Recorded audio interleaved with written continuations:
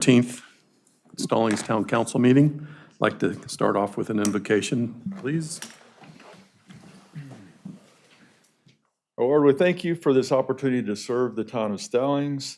We just ask that you give us wisdom and make good decisions on behalf of the citizens of Stallings. We mourn for the loss of Senator Graham for our neighboring state, South Carolina. We just ask, Lord, that any disagreements we have on the council would be seasoned with civility and respect. We ask that you just guide us in our proceedings. In Christ's name we pray. Amen. Amen. I pledge allegiance to the flag of the United States of America and to the republic for which it stands, one nation, under God, indivisible, with liberty and justice for all.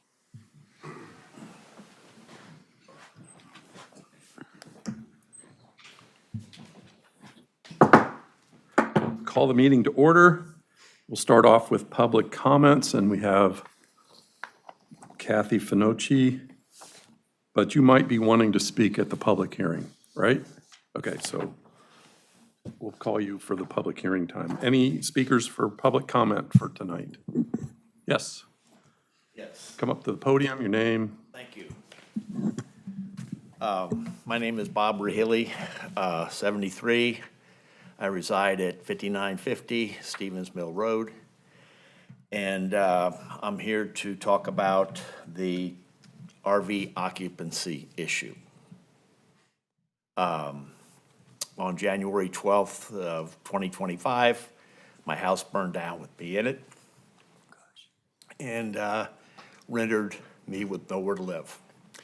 So I was in the ICU for 3 months, got out, went through rehab, and it's been a long trip, but I'm glad to say I'm back in the game, and I think I'm 99% back. I got a message from one of my neighbors today indicating that there was going to be a meeting concerning the RV occupancy rules. I feel like I'm probably the target of those rules because I live in an RV on my property. So just for clarification, I wanted to bring forth what I think is kind of out of whack in these rules that are printed in red. Specifically, it says a permit may be issued for a period not to exceed 90 days. Add one extension up to 90 days may be granted if property owner demonstrates reasonable progress. This is for anybody that's had a hardship. I certainly did. The problem I have with this 12.10-1 occupancy proposed rule that the staff is recommending is the 90 days plus 90 is essentially almost absurd. I spent the first 90 days in the hospital, second 90 days figuring out where to live,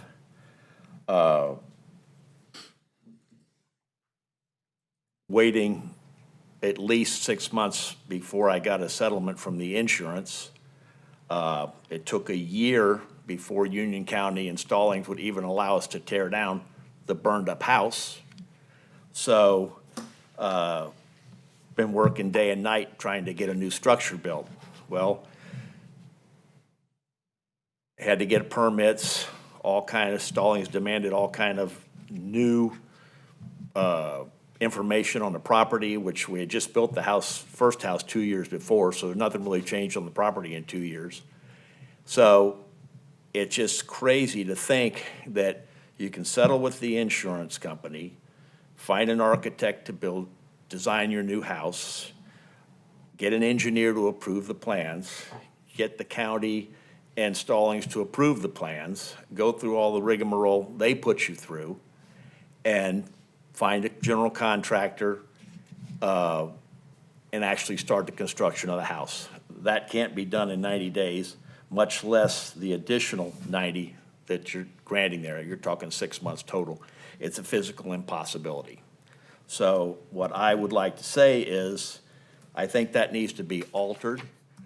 We've done our best, bought that property 8 years ago. It was the biggest eyesore on Stevens Mill Road. I personally, for 3 years, cleaned it up with my bare hands, made it look very nice. All my neighbors and people in Shanamara commented that we improved the property, improved the whole neighborhood, and we're continuing to do so, and want to make that whole area, our property, proud of people on Stallings Road, and contribute quite a bit of my tax money to what we're doing. So that's where I stand on it, and I just want to know, my RV has been there for well over 60 days, so am I going to catch hell because I've exceeded this document as soon as you guys sign it into law tonight? So that's my 2 cents worth. Yep. What was your name again? What was your name again? Bob Rahilly, Rahilly. And is that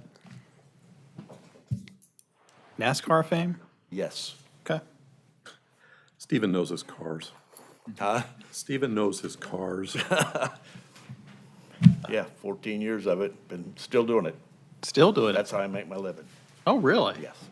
Now he's going to want to tour your garage. Yeah.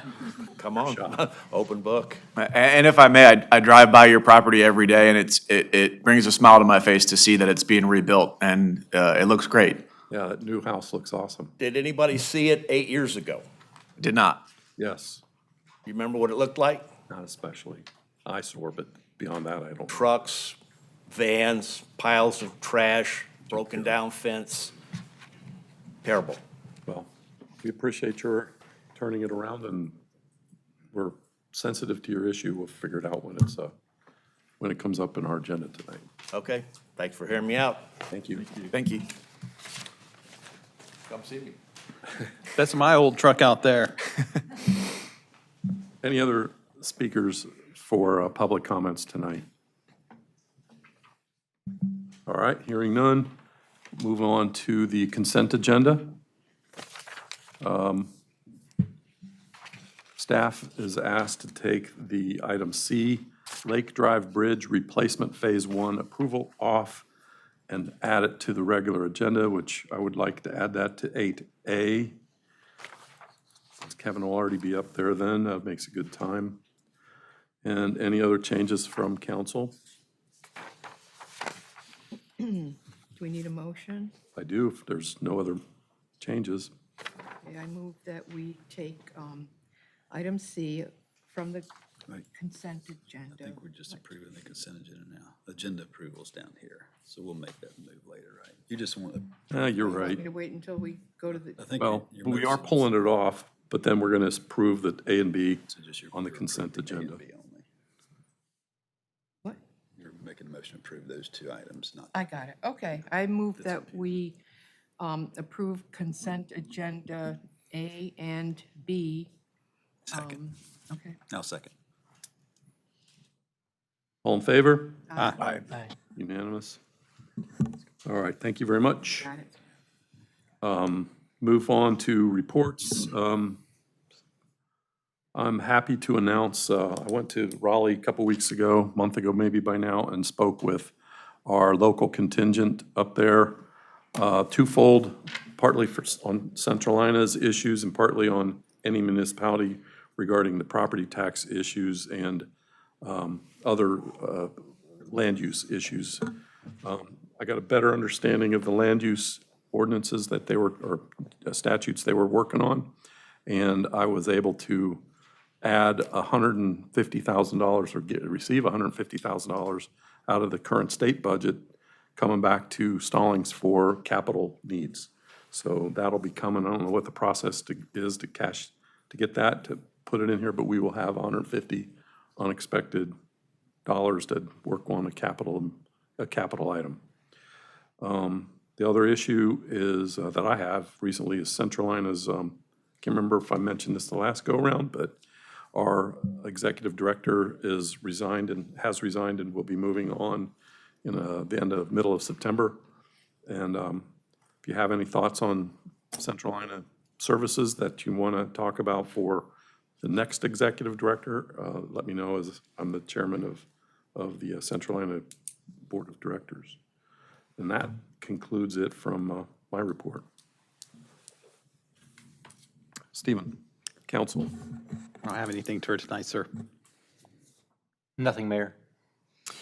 Two items. Last Tuesday, when I was out and about, I was glad to be able to stop by Chalk the Walk at the municipal park across the street.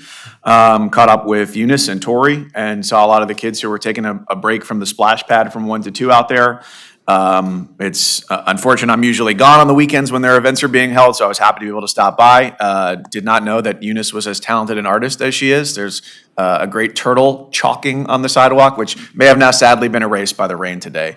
But really appreciate all the time and effort and energy and enthusiasm that goes into those events from the Parks and Rec staff. So thanks, that was really cool to see.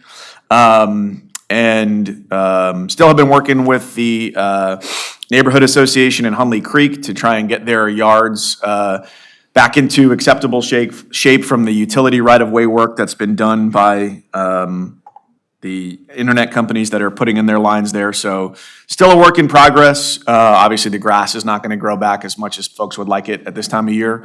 But Alex has been very helpful in terms of holding those companies to account and making sure that they do repair the damage that's been done in a variety of yards in that neighborhood. Here, I'll just follow up on Mike's comments real quickly. My yard was one of the ones that there was a utility strike from the boring for the fiber, and it struck my water line, and it was leaking into my yard, and they did come and restore it. The people I dealt with Union Water and with the Kinetics contractors were all very professional and did a great job, and I really appreciate the efforts. Who paid for the water lost? It was on the roadside of the meter, so. So you have a nice green grass. No, I had mud. That's a shame. Yeah, but again, we talk about what Mike said with the, grass isn't gonna grow this time of year, but they agreed that they would come back in the fall and address the grass at that point Good. when it has a better chance of growing. Thank you.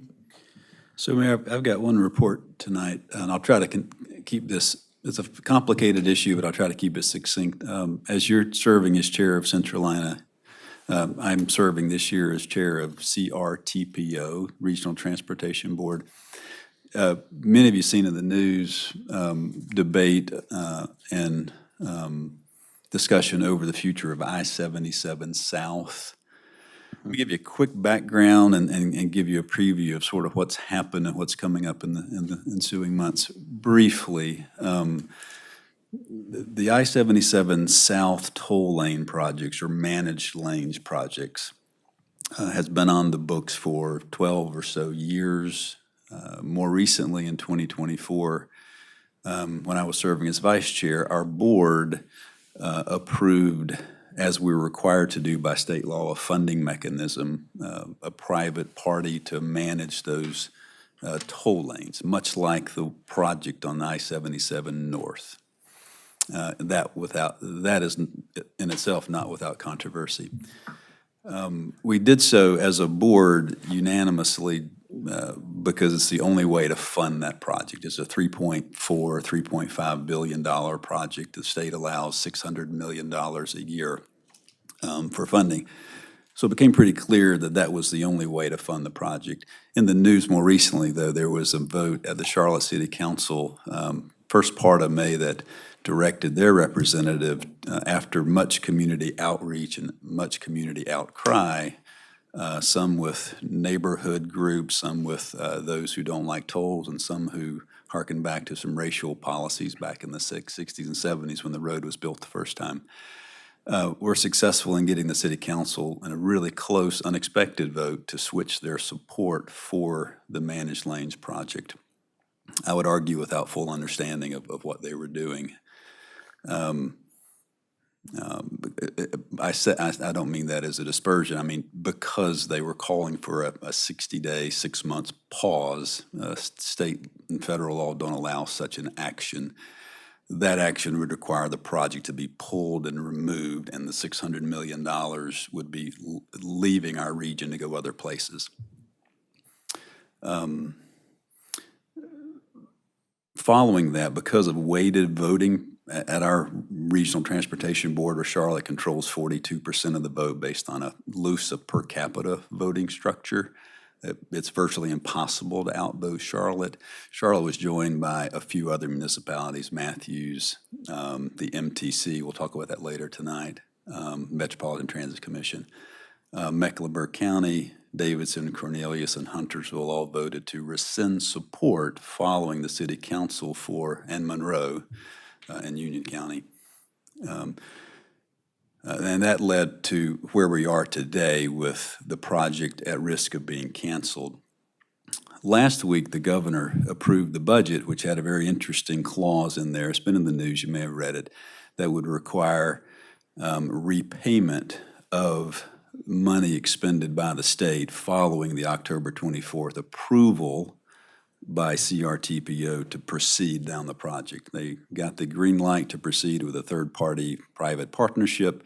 Once they started spending money, their logic is now you unilaterally pulled support after we've expended money, so we're entitled our money back. Only, though, interestingly, for those municipalities that at that meeting voted to rescind support. Stallings is not one of those. I voted in support, representing our board here. The governor's budget set a 90-day period, what would be between now and the 1st of October, for any member of CRTPO to recant their vote, rescind their vote, reverse their vote to pledge support for the project. So we're headed towards some discussion Wednesday night in August, probably for a vote in September. You'll see a lot of news about it. There'll be a lot of questions about is Stallings on the hook to repay any money, or Powell bill funds rescinded, or projects delayed in our community. The answer is no. What will likely happen is there'll be some conversation with Monroe and Mint Hill. I didn't mention Mint Hill earlier. They voted in the negative, and others, to determine what their board would like to do to continue to oppose the structure of managed lanes or to be on the hook for reimbursing the state. So it's fascinating and it's interesting. So if you have any questions about that, feel free to let me know, but I'll be presiding over those meetings throughout the fall and hopefully have a resolution by the end of the year. Yeah, when is that next meeting you said? Wednesday. This coming Wednesday. There's also a to-be-decided question of the legality of that clause in the budget, right? There's been some opinions by lawyers on either side that say it's valid and it's invalid, so don't know. Yeah, there may be a lawsuit coming. We're not party to that as a town nor at risk. That's my long report, sorry. That's right, it's very informative, and thank you for your work on Carpo. Exactly, yep. Believe me, I know what kind of work that was. I went that one time, I'm like, I am so glad you're doing it, not me. Lori? I don't have anything, but I would like to piggyback on Mike's. The Fairview, where I live, is also having issues with the Kinetic and the other company. So everybody's going to be blasting the town. If I may add on that as well, just since it's not an agenda item, but I appreciate our town attorney, Melanie Cox, has done a lot of research on this at my request. I don't know if anybody else has, about what actions residents might take or the town might take. And really what it boils down to is that if your property is damaged, the town says that it has to be repaired within the town's right of way, but there's also the separate legal question of what is the individual property owner's right or responsibility in terms of going after a utility company that does damage to their yard. And so, the way that we have it written is that it has to be repaired to the town's satisfaction within the right of way. But as far as, personal property that's damaged, unfortunately, there's a limit on what we can do as a town, and it would come down to the property owner making that claim on their own behalf to get damaged property fixed in certain circumstances. That's a very distilled version of it, but is that more or less accurate? Yes. Okay, thanks. Thank you. Alex, town manager and departments? Yes, thank you. Good evening. No report tonight, sir. What? No report. Any department heads? No, sir. I don't believe so. Surely you guys want to get up and speak. Okay, oh, Means there's more time for. all right, never mind. Next item, agenda approval. Actually, one item, it's in front of you, the budget line item transfer list. That should be in front of you. That's the routine intra-departmental transfers we do. This one was for June, so there was a lot of moving around at the end of the fiscal year to make sure everything was proper and appropriate. Jesse, I have one quick question for Jesse. We all got an audit questionnaire thingy. What's the deadline on that? End of the month. Okay. I printed it off, filled it out, set it on my computer keyboard to not forget to bring tonight. It's still there. If you have a way to just scan it at home or take a picture and email it directly to Maddie, you can do that. I will do that, because it's like there. Appreciate that. Wow, now next up would be agenda approval. I suggest we approve the agenda as amended. I got one more thing. So may I add one item, Mayor? Another CRTPO item, this one not controversial, and I'd like to add approval of an amended MOU for the CRTPO. It should take 5 minutes. I'll explain it when we get there. You want to make that number 9A after your pickleball That's fine. question?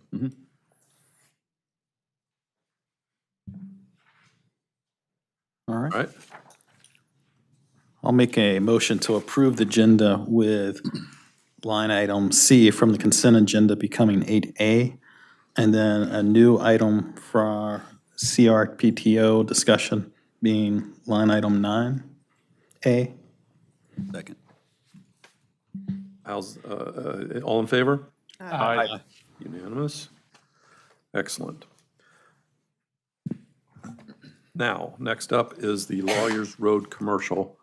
Before we do that, quick question for Mac, our land use attorney. Would this be an appropriate time for you to briefly explain how these next items came to today and explain it into the record, please? Sorry to put you on the spot. I was supposed to email you. Not a problem. Mac McCarley, attorney at law, doing your land use work. We continued the public hearing on a couple of items at your last meeting because there were only 4 of the 6 council members present. And for all of the items that were continued, it would have required all 4 of those sitting members to vote yes. There's a due process question about whether it is fair to vote one of those items without telling the applicant that the voting rules are such that it would take all 4 members present to pass their item. So we informed the people who were present, and most of them chose to wait until they had a full board, as you have tonight, all 6. Thank you very much. I appreciate that. Glad to do so. Now we'll move up to Bridge. Thank you, Bridge. I'll reopen the public hearing for the Lawyers Road Commercial Project and hear from staff.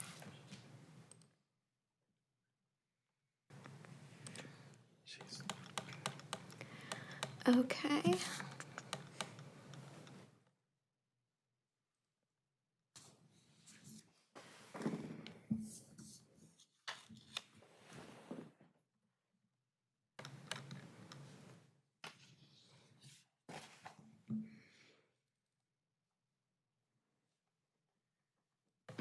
Sorry.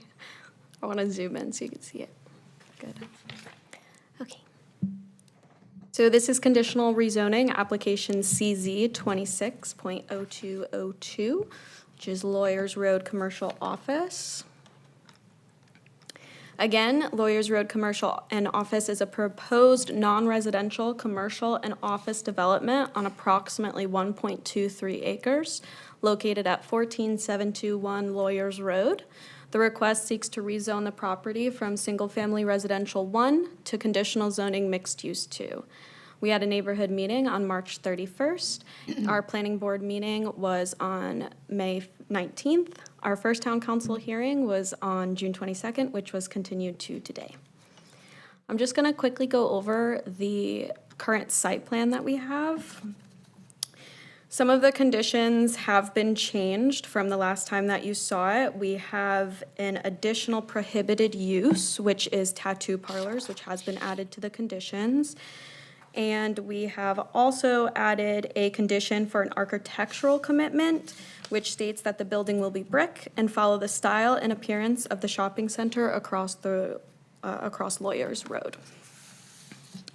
In addition, this site plan does not show, but the conditions do include a 5-foot sidewalk and increased buffering adjacent to the courtyards on Emerald Lake HOA property, which is over here, which will be a 28-foot wide type B buffer with a 6-foot wooden fence. Does anyone have any questions? I do have a question, and this may be a question for Kevin, just because it's regarding streets. Okay. About traffic on the road. I know this would not meet the threshold for a TIA, but Kevin, were you able to find out anything regarding possible sign placement? And I know the answer may be it depends on whether this passes and it's out of our control since it's not a town-controlled road, but just wanted to ask about that because I had received some questions about that. Yeah, I've done a little bit of digging, haven't been able to fully dive into it quite yet. Ultimately, there are NCDOT driveway manuals, the manual of uniform traffic control devices, some ASHTO manuals, which are just dictate guidelines and standards on roadway and geometric design, and guidelines on sign placement and things like that, types of signs. I know there is not a specific.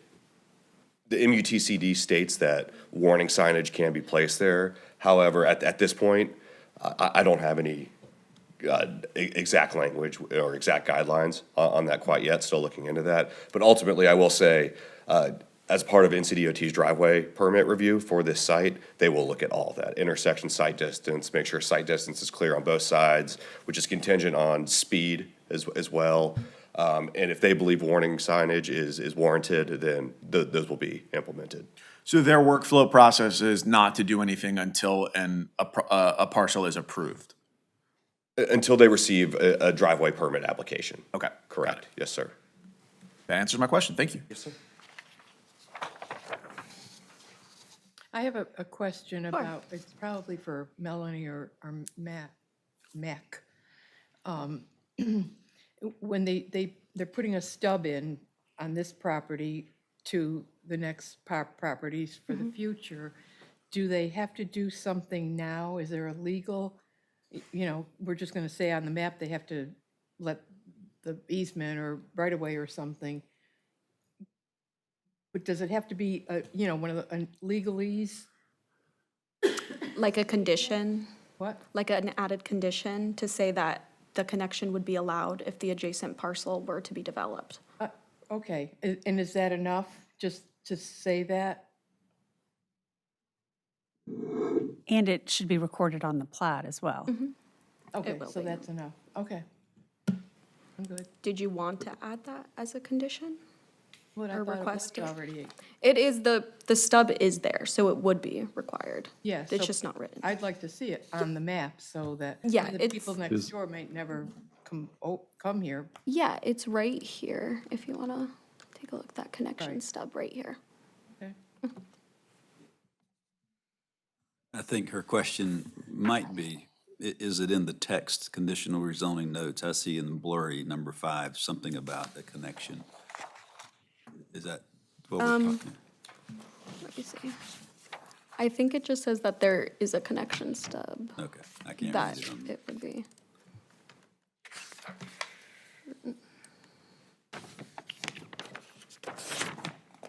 So it is on there, 3B. Yes, It already is, yes. and on the map, A connection and stub will be condition, provided. yeah. condition. Thank you. The developer is also here if you have any questions for him, or the applicant, sorry. Think we're good, right? Anything down there? Nope, nope. Good. I'm good. All right, then we'll hear from the public. We have Kathy Finocchi. Is that pronounced correctly? Finocchi, gotcha. Come on up and speak, please. Yes, I'm Kathy Finocchi, and I'm the lucky president of the courtyards at Emerald Lake. Yes, you are. Like I said in the beginning, we're not opposed to the development, because that's what's going to happen. I lived in South Park 35 years, and I know how Charlotte runs things, and so I know it's going to happen. The only thing we ask is after seeing Erin did such a good job with the presentation, all the notes, the backup that went with the agenda. So I went through everything and I saw his drawings of the building and the bakery, and, you know, it's pretty impressive. So, you know, at this point, I'm going to throw up the white flag for the neighborhood and say, you know, we're more or less okay with it. The only thing we ask is, I know we have an extended buffer, and I know we've had a fence. The only thing we'd still like to see is maybe some of tall evergreens that would grow fast, because a 6-foot fence is not going to, you know, not too good for screening. And I know it's not Stallings' problem that the county came through and took out a 30-foot swath of trees for their sewer buffer, which those trees were never supposed to be touched. So, you know, it's just kind of one thing's led to another. So, you know, I'm excited about the bakery. I don't know about anybody else. I wish we could walk to it. I have written Kevin a note about maybe connecting the small part of the sidewalk to the Emerald Lake Golf. There's about 100-foot that needs to be finished there. And then you could get to the crosswalk, but then he's on the other side of the road. So anyway, but, you know, just like to see a little bit tall extra screening in the back there. And I think we'd probably be good to go. Thank you very much. Mayor, I'm confused. Yes. Very, I thought I saw 235 feet of separation between the parcel line and the, Yes, I can show you. and 30 feet of trees were removed, but I'm still, 200 feet, are they just bare? Yeah, so I'm confused. I'll zoom in right here. It might be easiest to see here. So this triangle parcel is the parcel that is in the application. Right. This whole area here is all trees. What we're talking about that was removed is a small area right here that is about 25 to 30 feet, depending on the exact portion of it. So it's about 25 or 30 feet of trees that were removed here from Union County for their their sewer easement, sorry. But again, he is gonna add a 28-foot buffer here.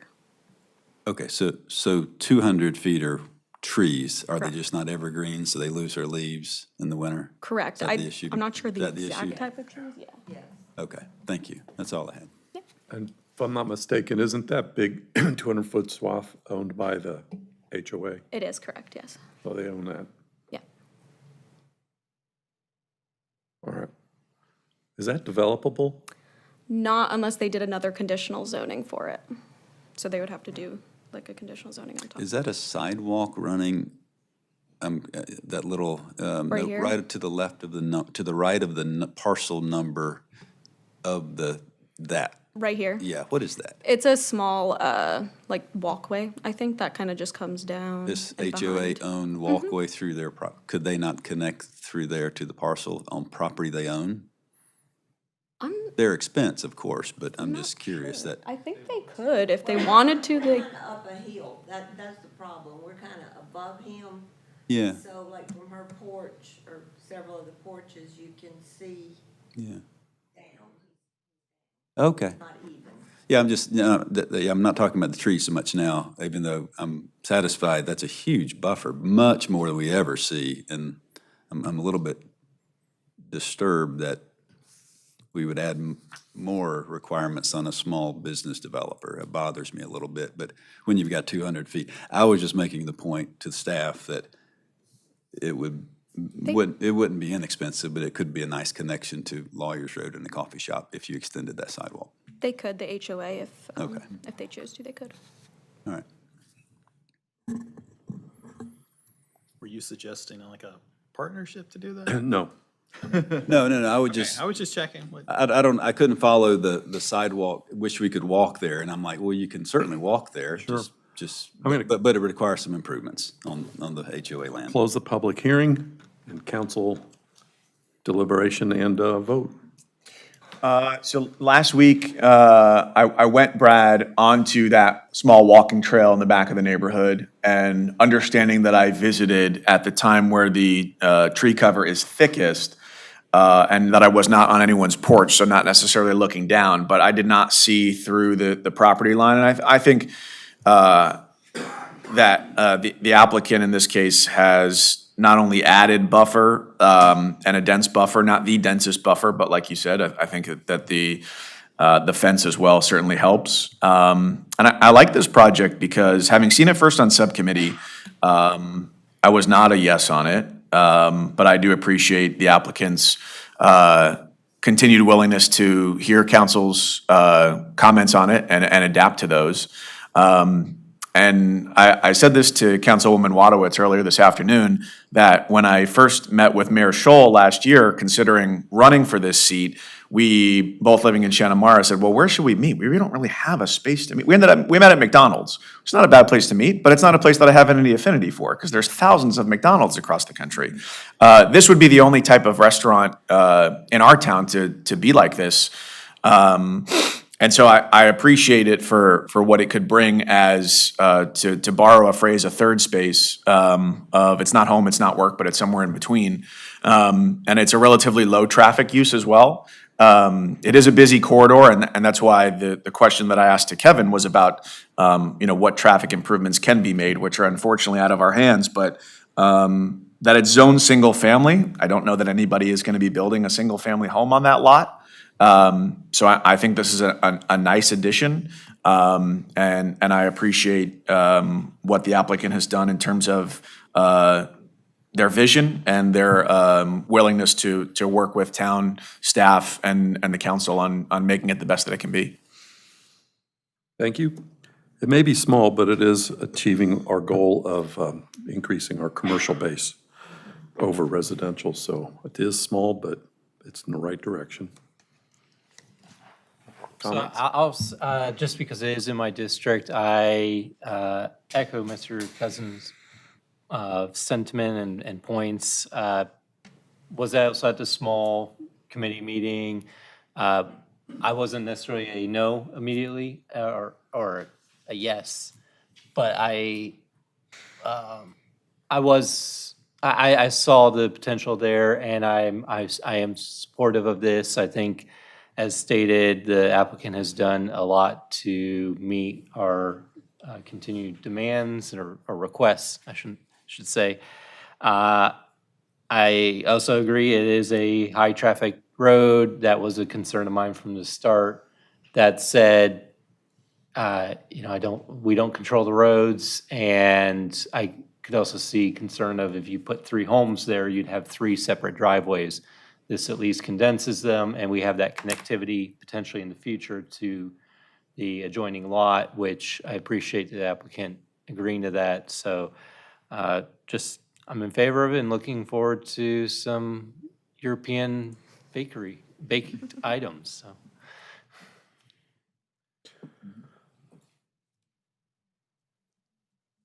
Well, council, somebody make a motion, please. Mayor, I move that we approve CZ 26.02.02, Lawyers Road Commercial. Could you include And the find state? that it's consistent with our, Consistency and reasonableness? yes, with the statement of consistency and reasonableness included. Thank you. Second. Excellent. How's the council vote? Aye. Aye. Unanimous. Welcome. Thank you. Thank you, Bridge. All right, next up, RV occupancy. I will reopen the public hearing. I didn't catch Bob's comments until after he started, and I decided not to interrupt him and let him speak earlier, but he was the public comments that would be on this item. Good evening, Mayor and Council. So this item was presented at the June 22nd meeting for RV occupancy. I can provide a brief summary to the original proposed amendment, or if you prefer, I can move into the revisions that were changed at your request. Would you like a summary, or do you want me to go into the revisions of what was requested at the last meeting? Do you guys need a summary who weren't, especially the ones who weren't here? If you don't mind, a brief summary would be helpful. Sure, Yeah, no problem. thank you. So there was a proposed amendment. Staff is proposing an update to Article 12.10 of the Stallings Development Ordinance regarding the occupancy of recreational vehicles. The purpose of the amendment is to provide greater clarity, consistency, and enforceability in regulating the occupancy of those RVs. The proposed changes are intended to support residential property appearance, neighborhood compatibility, and the overall health and safety of the public. Currently, some of the challenges that I'm seeing with this ordinance is RV occupancy is up to 180 days per calendar year with no more than 90 consecutive days. Intermittent occupancy creates enforcement challenges, trying to track those times if they're in and out of, the RV. Staff has to rely on repeated site observations and complaint-based monitoring to determine, those occupancy periods. And it has resulted in difficulties and inconsistencies with enforcement. So the original proposed amendment would prohibit occupancy of RVs on all properties throughout the town. It would establish clear enforcement standards, promote the health and safety and welfare of the community as well. So at council's direction on June 22nd, 2026, during that meeting, council requested that staff include a temporary hardship occupancy provision. Staff has incorporated this provision into the proposed amendment to address situations where a dwelling becomes temporarily uninhabitable due to circumstances outside of the property owner's control.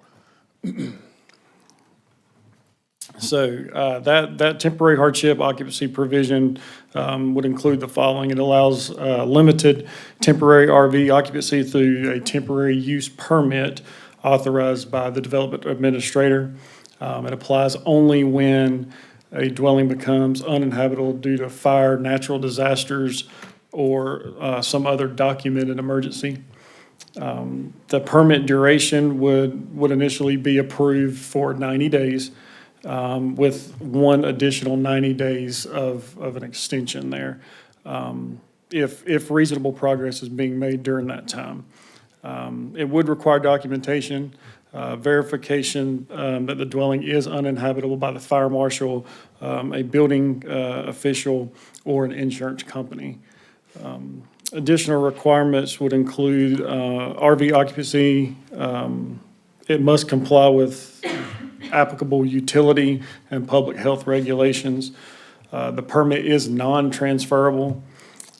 Permit automatically expires once the repairs are made and the reconstructed dwelling is ready to be moved into. And the development administrator may impose reasonable conditions to protect the public health and safety. Staff does recommend approval of the updated Article 12.10 amended as presented. This amendment does establish clear enforcement standards while providing limited hardship provision for residents experiencing documented emergency. These proposed changes do add flexibility for the property owners that are facing these temporary displacements. How many of these have you been seeing in town for the last, year, 2 years? Since I've been here and plus my previous time with the town, I'm aware of one, which was Mr. Rayleigh's property. So since this doesn't exactly solve his problem, and he is the exception so far to this, would it be, and he had a large enough lot to, and he wasn't in an HOA, certainly had a large enough lot to do this and not be an eyesore too. Would it be, and of course, council would have to decide this, that we have a limitation of one additional extension? What if we eliminated one and said additional extensions may be granted, et cetera, if the property owner demonstrates? Would that solve our problem? Well, it's not really a problem if there's only one, but his problem of nothing moves that fast in a fire and certainly the hospital stay and certainly getting a builder, the whole works. It took him probably almost 2 years, I think.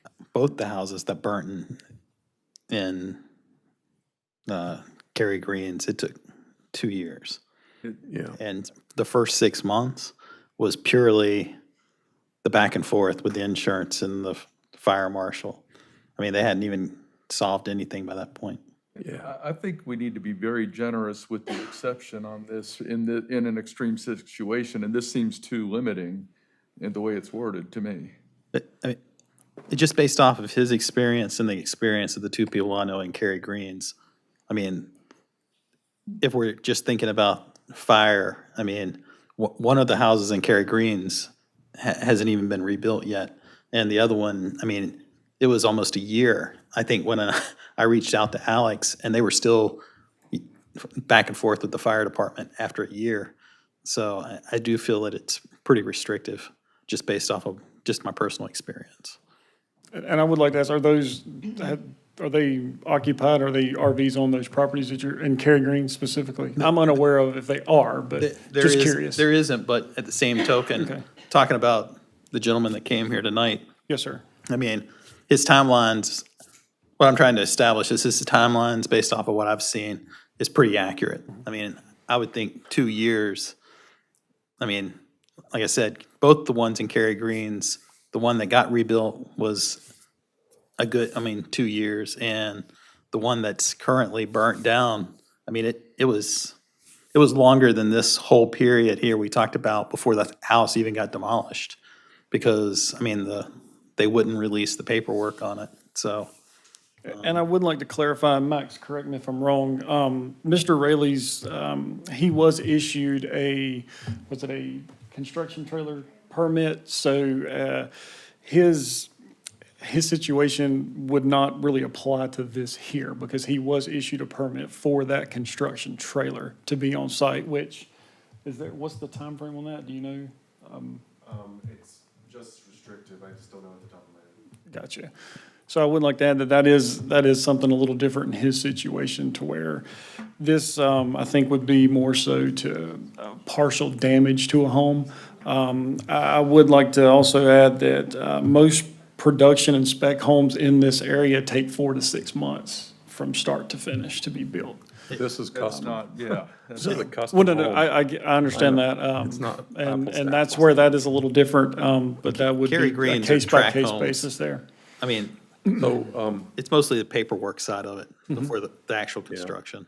Can you explain the difference of what you just mentioned, a construction trailer versus an RV, what the difference is in terms of So occupancy? it's of being those? treated, their RV, I think right now is being treated, or my understanding is that the RV is being treated as the construction trailer for the So he has the- office the space home, in the his office space, if you residential will. Is that accurate, living Max? home. If I'm misspeaking, please correct me, but No, yeah. you're not misspeaking.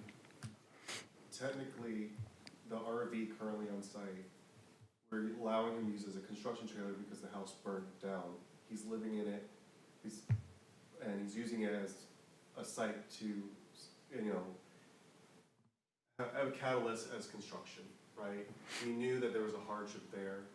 We wanted to allow him the opportunity to rebuild his home. Technically, it's not completely written verbatim as to what I'm saying, but he had a hardship, and we did allow him a construction trailer.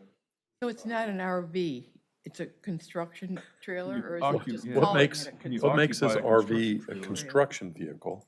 Because this is, This was You did what you could with what we had to make things work. That's what I'm hearing. Or not allow it Yeah, at all. yeah. So So- we would have absolutely no leniency for the hardship whatsoever if I was. Well, this temporary hardship addition to the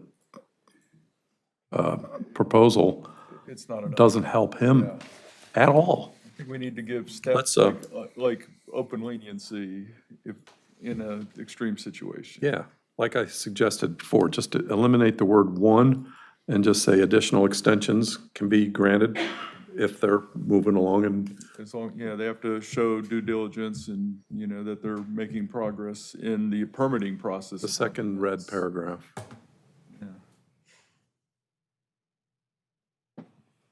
Matt, would that solve your problem of enforcement if he could apply for an extra 90 days if the house is still, would that solve the problem we're trying to solve? Yes, I mean, I don't have any issue with that time frame. We were just kind of going by what we were able to find as far as how long it would take to rebuild something. Sure. I've so had, we're basing personally, that off of that, it's 6 taken months. me over a year to get a certain building permit, and then to get engineering, you're waiting months on an engineer to approve a plan, and then you're waiting on inspection process that, I've had custom jobs that have taken over 2 years, and it's not because anybody was trying to delay anything, we're trying to get it done as quick as we can, and it's taken 2 years. So that's not a, unrealistic situation that was described to us tonight, so. Okay, so we've got 90 days, and then they need another 90 days. Why, first of all, we could make it 120 days, and even after 120 and 120, can't Max, something in here saying that, Max can approve, because the hardship is ongoing, or it's still going on? Can we put something in there, just, so that in this man's case, he can get 120 and he can get 120 and then he can get, keep approving it, So what I'm understanding is not to put a limit on how many times it can be extended. Correct. Yeah, Yeah. yeah. I don't see a problem with that, but Don't have any examples of that. But yeah, I would like to just see 180 days, because 90 days, I mean, that's hardly, I mean, if you're talking about damage to a structure, in my opinion, you're not even gonna even get remotely started in 90 days. So I would just say 180 days, and then an additional extensions can be for another 180 days. What I might suggest to avoid it being open-ended, I could see, certainly not Mr. Bob or anyone else that we know, but we want to avoid a situation where someone abuses the open-ended nature of it. So what I heard a couple years, what I might suggest, and Mr. Dillard, Mr. Shong would like your feedback, is maybe I heard 2 years, one 365-day period with an additional period of up to 365 days. That would be a 2-year period, and that would avoid a situation where the staff were open-ended without any criteria of which to really kind of approve or deny it, or the ability to investigate whether the hardship is still ongoing or not. I certainly think that second line there has to demonstrate that there's been some progress made.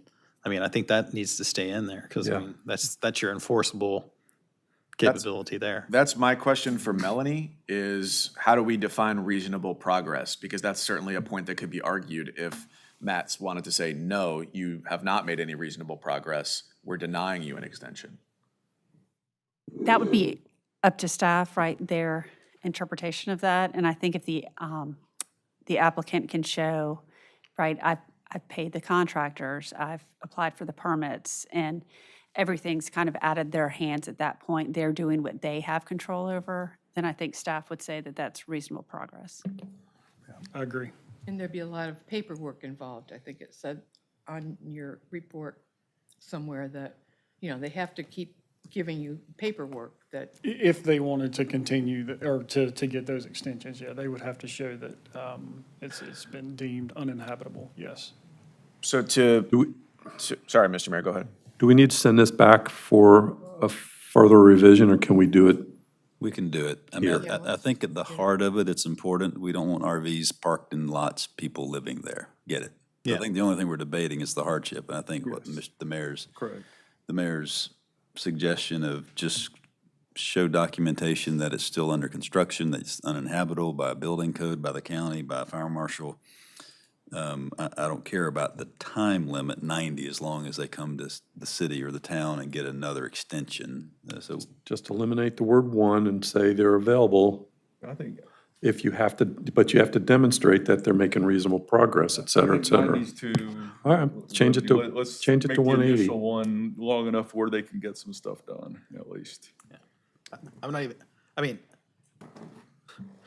just trying to get a fence built.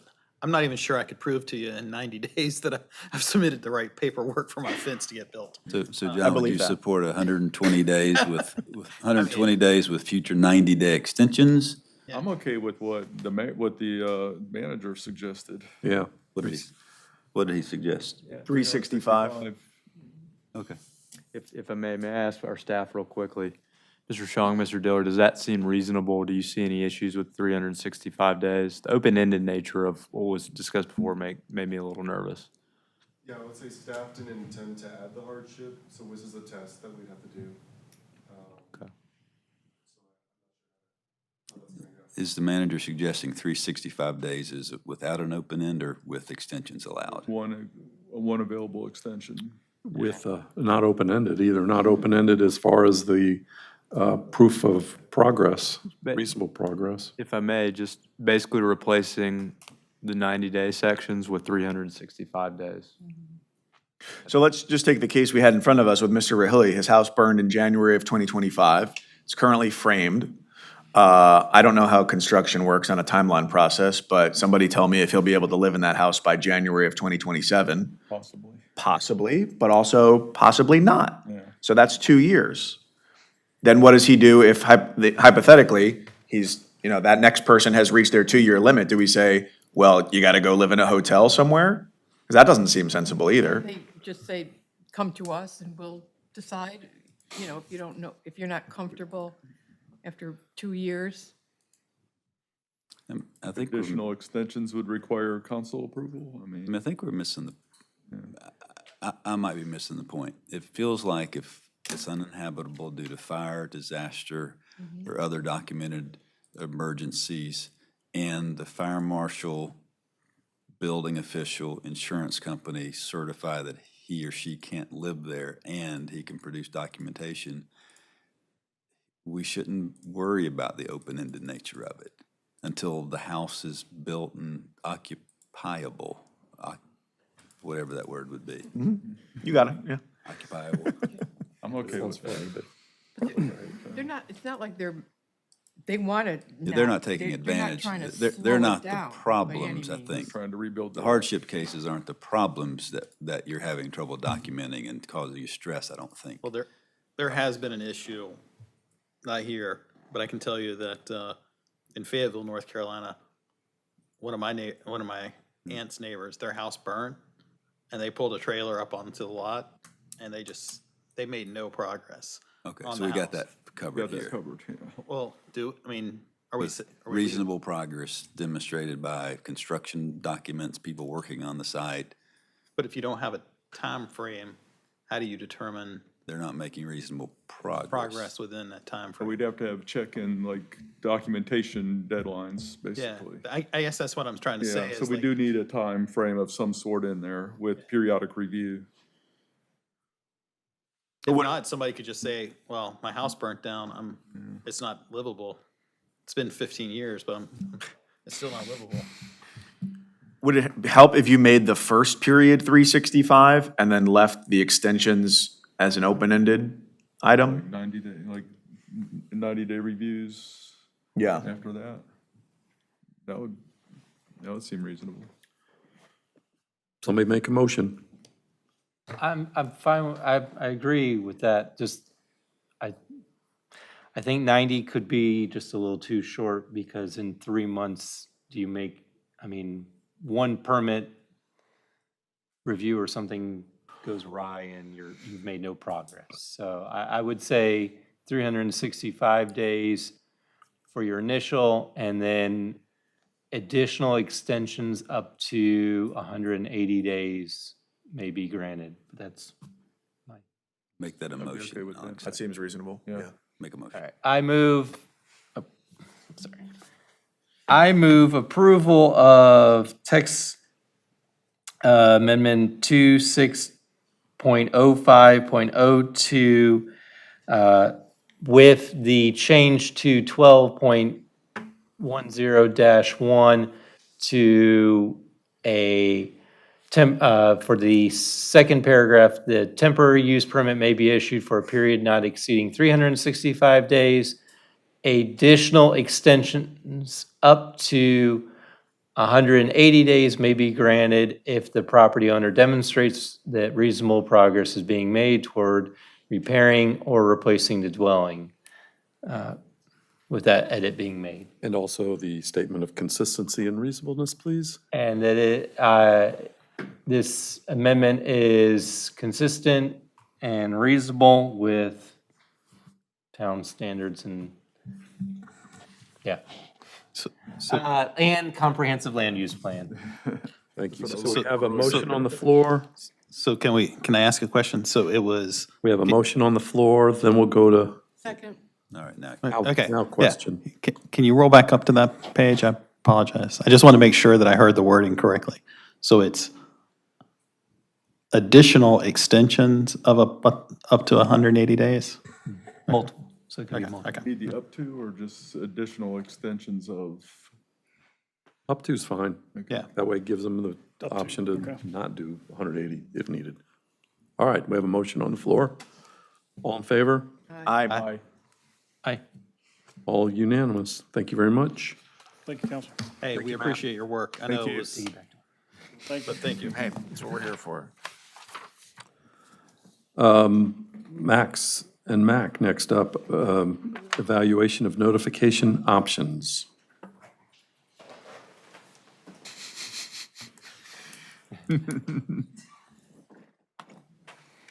Hello, council. That is a really heavy-looking display. Okay.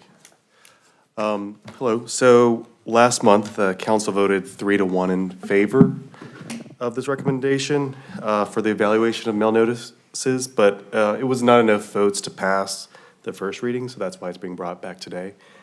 In my memo, the council drafted at their annual retreat an interest of enhancing the identity of our town. And they also expressed, y'all also expressed interest of expanding our notification radius from 500 feet to 1,000 feet. Just a little bit of a general overview, the state statute enforces just mail notices to the adjacent property owners. Our ordinance goes above and beyond to 500 feet mail notifications. And then, just for some examples, municipal notifications like Indian Trail, they also do 500-foot mail notifications. Matthews does 100-foot mail notifications. And Waxhaw does a combination of different feet, so 600 for neighborhood meetings and then 300 for public hearings. We just do 500 feet. So we looked into the impact of a 1,000-foot radius. And I just wanted to kind of show you some examples. So I brought Pleasant Plains Town Center too. I put that in the memo as well. So we had a neighborhood meeting and a public hearing where staff mailed notices to 256 property owners twice. And I just wanted to kind of show you, it took staff around 6 hours to do both mail notices. One box is 500 mail notices. We have to mail and fold every single notice, as well as stamp them through our stamping machine. This is a box of Arima paper that's 500.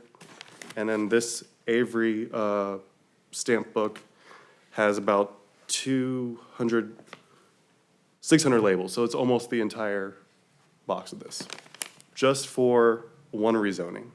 That one, the reason I chose that one is all the parcels are very small around the town center as well. So they reach a lot more parcels that we have to also mail notices. Additionally, stamps are around, I think, 74 cents each. And then I think they're going up to, or 78 cents. Sorry, 72, I think. 78, and now it's going up to 82 cents. But for example, it cost the town $780 to mail all those notices, additionally with staff time. Me, Bridge, and Katie sat in my office for hours just folding paper. That's just for a 500-foot mail notice. So okay? you want a sorting machine? That, oh, I'm not requesting a sorting machine, but I just wanted to kind of go over that. It does take a lot of manpower, staff time, town resources to do these things. So I brought two recommendations to council that I think are reasonable. Oh, I got unorganized. Oh, there it goes. One recommendation, which did have the consensus of 3 council members last time, was to maintain the 500-foot mail notice radius while providing homeowners associations with a broader area. So essentially adjacent to the 500-foot mail notice area. So if it's touching, so instead of just one parcel owner, I would go ahead and mail that HOA as well, the notice. And that was my recommendation. Just knowing all of that, you have any questions about the evaluation of the notification radius? State law requires 500. The state law requires just the adjacent property owners to be mailed. We're already way over the minimum. Correct, yeah. No more questions. Do we have contact information for every homeowners association in town? We do. We try to keep that periodically up to date. Yes. The time now, like, do you feel like it's time well spent of, you described sitting in your office like that, of doing that? Or I think so. We have good turnouts for council meetings. People are aware of all of our, we've had, just with recent showings of conditional zonings, we've had a lot of public outreach for them. So I wanted to ask you about item 2, because I like both of these options. Of item 1 of reaching out to the HOAs, which, you know, you'll hope they'll be communicative, but you don't know, but it's another step on our behalf. But the expanded digital outreach, I'm not jumping ahead on you here, am I, in terms of what your options are? Okay, so this was just something that I like the idea of, because I know that there's a staff plan in progress to begin in September about further digital outreach as well.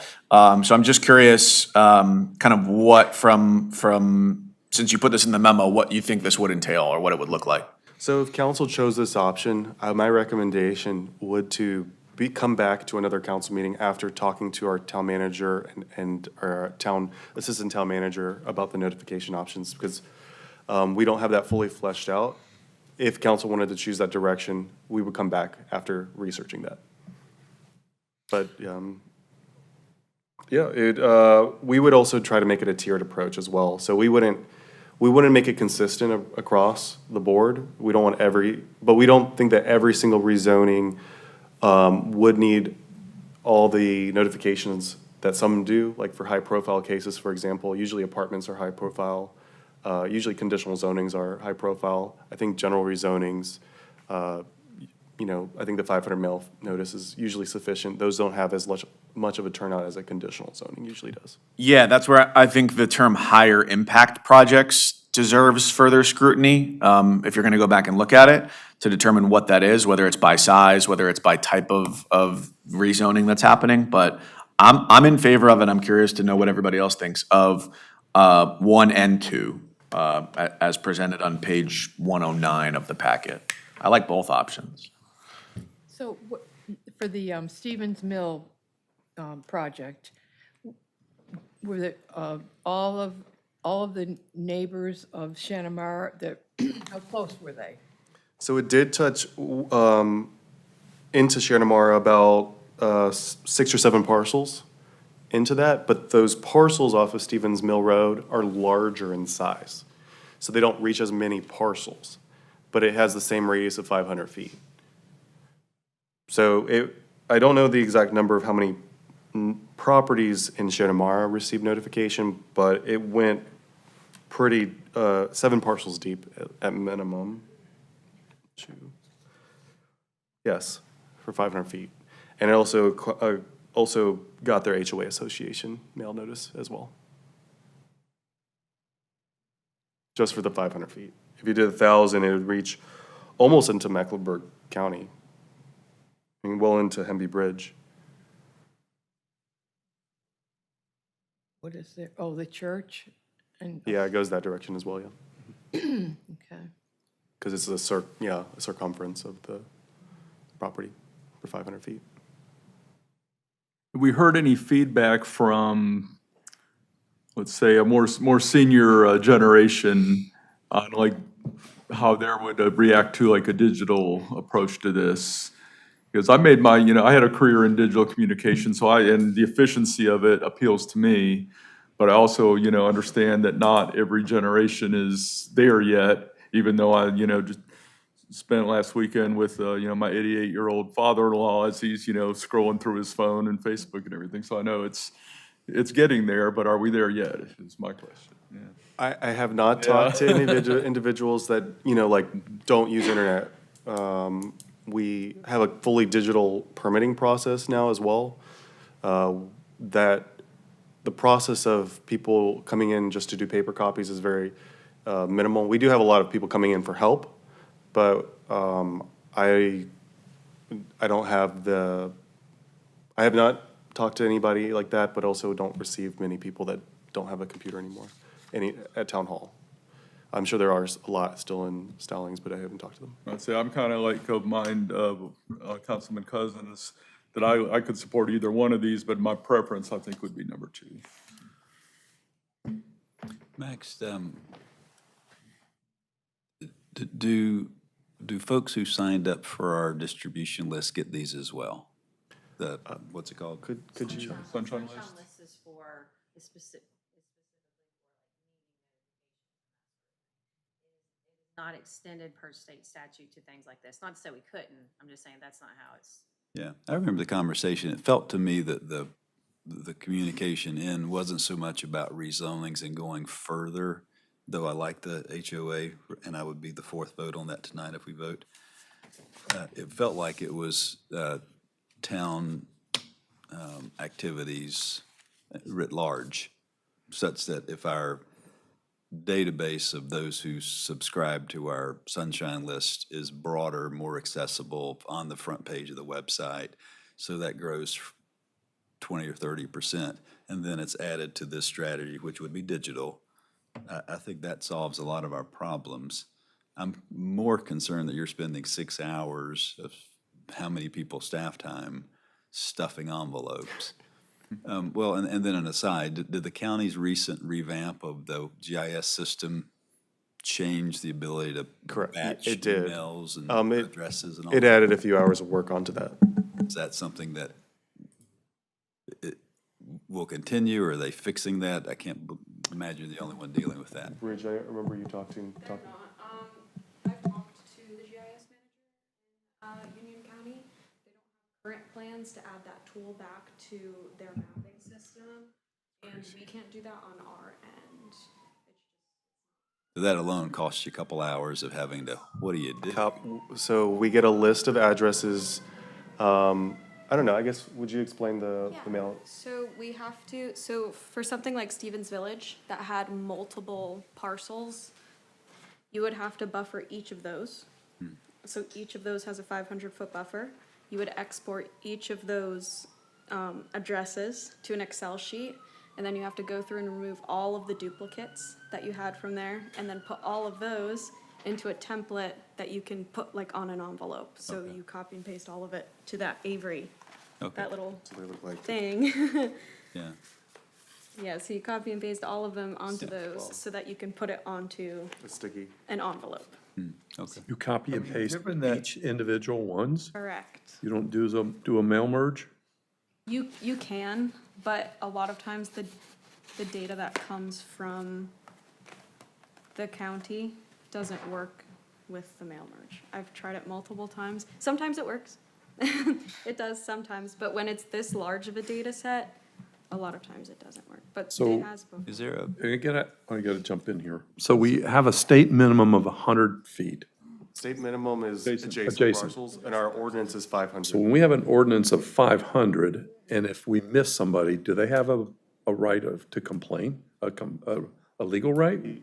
we didn't comply with our own ordinance for 500-foot notifications. We document every time we mail notices. We take pictures of all the mail notices. We also take pictures of, save all the addresses that we mailed out to.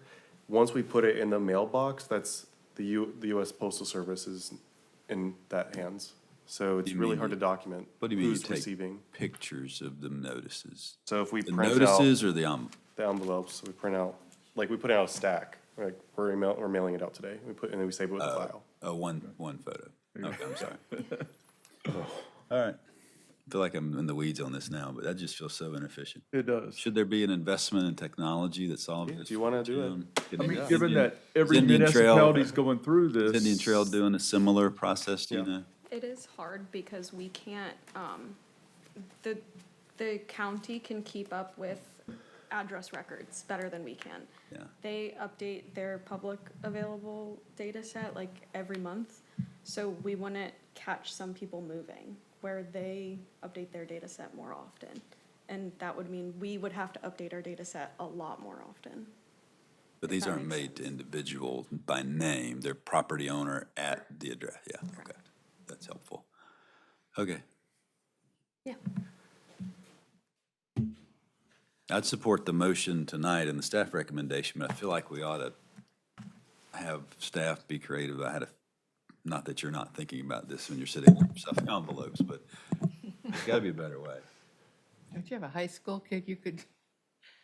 It was just, we want planning staff to be over that because we want to monitor who's, making sure that every single letter is going out to the property, the correct properties. So I know people have asked for like volunteers or things, or the developer to do that, but planning staff really needs to be monitoring that because it's in our ordinance.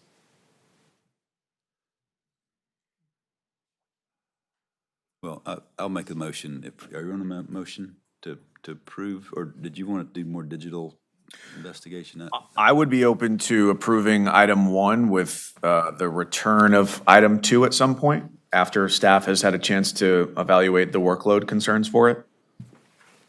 Okay, that's the motion on the floor. I'll make a motion to approve the change to the public notification to include HOAs in addition to the 500 mailing radius, and ask staff to report back on some digital ways to improve efficiency. Perfect. Can you augment that to efficiencies overall? Yeah, that's what I would. Yeah, just because, I mean, if there really is something that we can do to kind of make it a little easier, even if that's like, I don't think Kinko's exist anymore. I think it's what, FedEx? Whether or not they could print those out faster, quicker, cleaner. Fold them. There are some companies that do it. Yeah. You just Or if tell there's them a, where you want to mail it. if there's a budget-related thing that you could bring to us that could be done in-house, Yeah. that as well, yeah. We'll evaluate. All that's included in the motion. All right, second, all in favor? Aye. That's unanimous. Thank you, Max. Thanks. I'm still here. You're done for the night. I think I have one more. Oh, wrong one. Made my notes in the wrong one. I got ahead of myself there for you. Conditional zoning process policy. Oh, yeah, this one. This is a good one. All right, thank you, council. So at the council retreat, the council identified the following priority: enhance the identity of our town initiative. And following the council February meeting, discussion regarding potential revisions to our subcommittee policy. We didn't have I had a policy where I moved it to the beginning of the process, but there wasn't a consensus from council that that was the correct approach, or you were questioning the purpose and the role and the future approach for the subcommittee meeting. So after several months of researching and discussing that with other town staff, and just kind of seeing how some other things went, the most appropriate approach that I believe made sense was to eliminate the subcommittee meeting and make that, for transparency, make the council hearing the place where the public come, the council talk and discuss with the applicant as well in an open session. We already do email the council members when we receive an application. You can always reach out to staff to sit down one-on-one and to discuss it. You can also reach out to developer with individual questions during the process. So we drafted a policy, which you can already do without drafting the policy, but essentially, the item will come to neighborhood meeting, then planning board, then the council hearing. You'll get all the information at that meeting with the developer out in the public for transparency's sake, and then it'll be the standard to defer that to the next hearing meeting. So for decision. So it gives you a month to decide. You can talk to neighbors, you can talk to staff, you can talk to developers over the month to reach a consensus for what's best for the town. So that's what this policy really does. What do other towns have? And anybody else have a subcommittee meeting? So no, other towns really have subcommittee, but some towns, well, this is a Charlotte model. Charlotte does this model where they have the hearing and then they defer it to another meeting for decision. Not the subcommittee. No, they don't do subcommittee. But there are some other municipalities that have like a 15-minute input session at some council meetings for developers to allow them to come in and talk to you guys for 15 minutes with no obligation. They just put them on the agenda and talk about the proposal with just questions before they submit. Some other municipalities do that. I know Melanie mentioned that model to me. Yeah, the county, I know, doesn't vote the night that it's heard. They typically have the vote at another hearing. But several towns, I know, Wingate and Indian Trail, what they do is have a developers meeting, and it's typically before the meeting starts. So if it's a 6:30 meeting, it might be 6:15. And it gives the opportunity for the developer to come and pitch this idea to see if there's any interest from the board on it. So before they pay the hefty fees and go down, the engineering and incurring all these expenses and have staff spend a lot of time and money on a project that if they know that it's not going to be approved and there's no interest in it, they can still submit it and go through the process, or they can say, I don't want to waste my time and money if this is not a project that this board is interested in.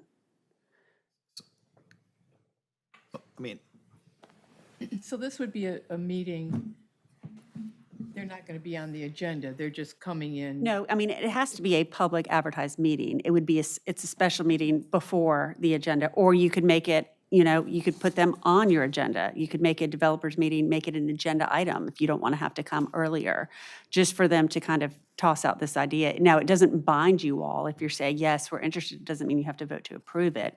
But if it's an apartment complex and you've told staff, we're not going to approve any more apartment complexes than, or in this area or the way it's designed, then it can kind of prevent a waste of time and money for everyone. So they're not coming in to have a public hearing, they're coming in at whatever, 6:30, and then, but they're not on our agenda for approval or?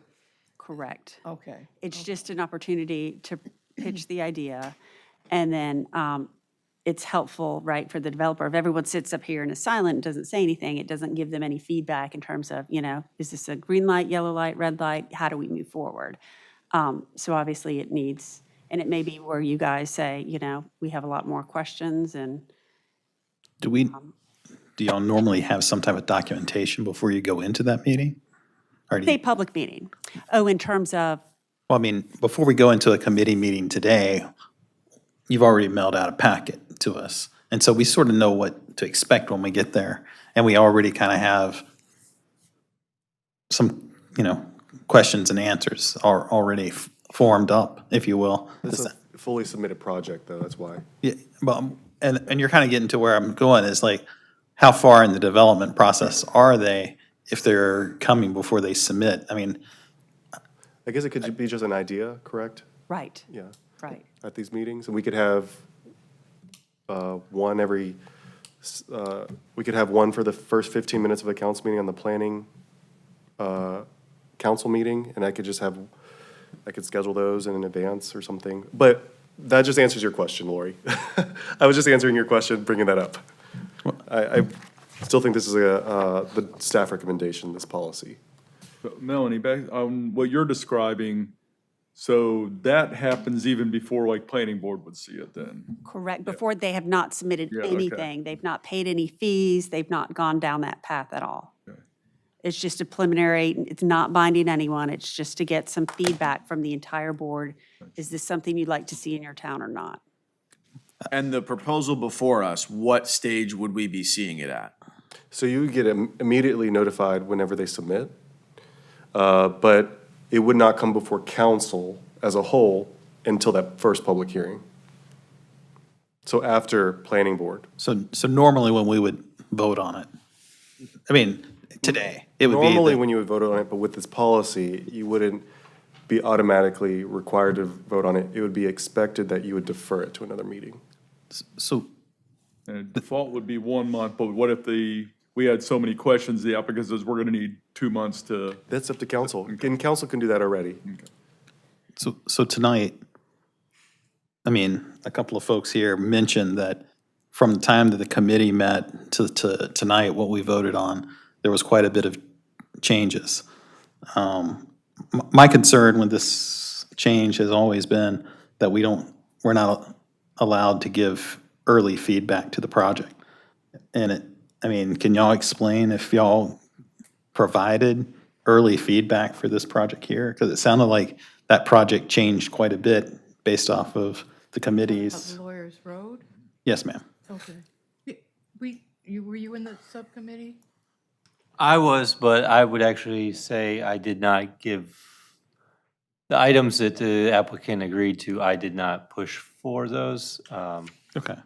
That's what I'm looking. The sidewalk is, I gave him a lot of changes, or I gave him a lot of input on that particular project, like moving the building and, that kind of site plan.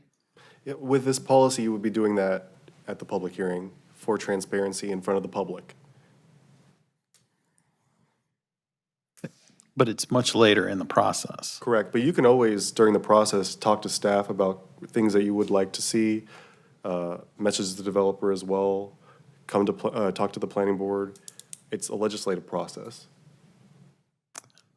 So it would take a little bit more involvement maybe at the front end to be aware of the project, but staff can keep you up to date for sure. All right. Okay, so everything that comes in, then you think you're gonna put them on the agenda, we'll get that, just for information, not necessarily they're gonna be on next month for that 15-minute meeting. So if they do decide, the 15-minute meeting is just an example of what other municipalities do, Right. to answer your question. We're not proposing that tonight. But how the process goes whenever someone submits, we do automatically email the entire council and give you an estimated timeline of when you might see that before the council. That's how I understand it. That's part of what would be revised in this process, you're saying? I think we already do this. Okay. Yeah, I like this change because, and I understand, Stephen, your concern, and I share it as well, but I don't know that it's overwhelming in my decision process of jumping in later than we would have normally on the subcommittee. So for anybody who's here knows, but anybody who's watching at home, or after the fact, that we had 3-person subcommittees, and part of the difficulty we ran into was, say, for Stevens Village, a very complex process. It was myself, Councilman Van der Riet, and who was the third person on that? I forget who it was, but for instance, I think it was me. John met with a lot of neighbors who I did not have the opportunity or the time to meet with, but because us two talking would constitute a quorum of that body, and therefore in a legal meeting, we couldn't talk about that throughout the course of what was a really complex process. So I'm in favor of having this all be together, because those subcommittee meetings being upstairs in the conference room, unless you looked on the bulletin board to know that those were happening, it's hard to know that those are happening, and can't expect everybody to do that. But to have it on the agenda, I like that a lot better. So I think it does put a little bit more work on our shoulders in terms of tracking down staff maybe for information, but from a transparency process, I like this a lot better. Will you make a motion for that then? Yes, let me. Wait a minute, can we put the whatever, half-hour meeting before a regular meeting? I would suggest us to come back to propose that. Oh, we're not, This would not exclude us from adding that. Yeah, and that would be only if the developer requests it, Yeah. right? Only if the developer wants It to doesn't need get to be a feedback before policy. submitting the application for rezoning. Yeah, council could already add any item to the agenda anyways. Yep.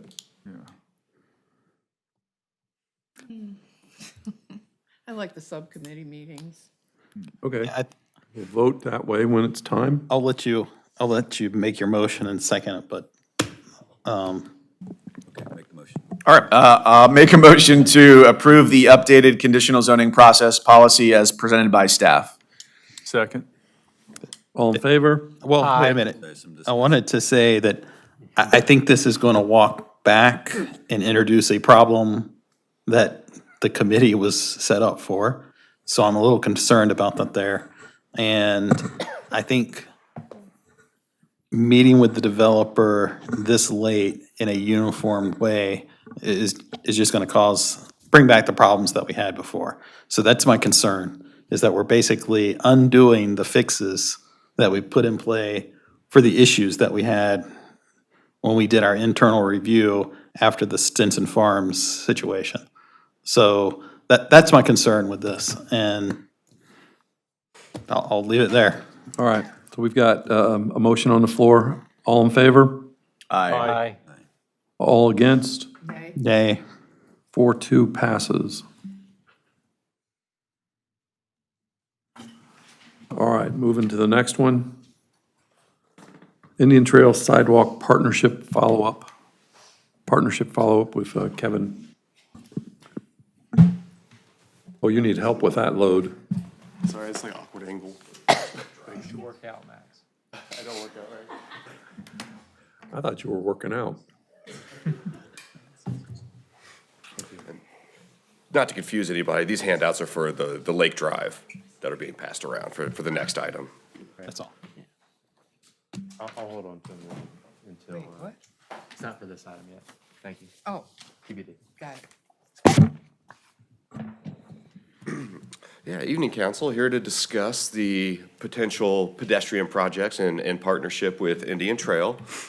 And the purpose of the meeting tonight is ultimately get some council direction on, one, whether or not to pursue any of these projects, and two, a decision on how to fund those projects, whether that be 100% through local funds or pursuing CARPO funding. So just a brief recap, at the first meeting in June, staff presented two potential sidewalk projects after coordinating with Indian Trail at the direction of council. Those projects being Chestnut Lane sidewalk improvements and sidewalk improvements on Matthews Indian Trail Road. Excuse me. As a result of that discussion, council had some specific feedback that they requested staff to look into and evaluate and coordinate with Indian Trail on further, specifically for the Chestnut Lane sidewalk project. And they also gave some general feedback associated with the Matthews Indian Trail project, and that wanted to continue talking about it. However, it was identified by council as kind of a lower priority on our PED plan. And so just a brief recap of our of both of these projects. So the Chestnut Lane project is installing 5-foot sidewalk gaps from Matthews Weddington Road all along Chestnut Lane down to Potter Road. There would be an 8-foot sidewalk along the intersection here at Potter Road, and then a boardwalk crossing the 12-mile Creek tributary, approximately in this location. The Matthews Indian Trail Road project is much simpler in scope in that just an 8-foot sidewalk connection from the existing sidewalk terminus here at Atrium down to Chestnut Parkway. Wait, what? Can you show us that map again? Yes, so this is up here in the top left, this is Atrium. Right. The hospital, Stallings Road roundabout there. So it would be installing sidewalk from here south along Matthews Indian Trail Road down to Chestnut Parkway. And this is Indian Trails Town Hall right here. Okay. Yeah. Okay. And so kind of jumping to the feedback that we received from council, specifically for the Chestnut Lane, and what we found out after further coordinating and further evaluating that feedback. The first piece of feedback was essentially trying to look into bypassing 2000 Chestnut Lane. And I'm sorry I'm jumping around here, so bear with me, please. 2000 Chestnut Lane is this unincorporated Union County parcel right here. This is Courtyards at Chestnut here in Stallings, and this is the new Pulte development. I've got a better site plan that I'll show later.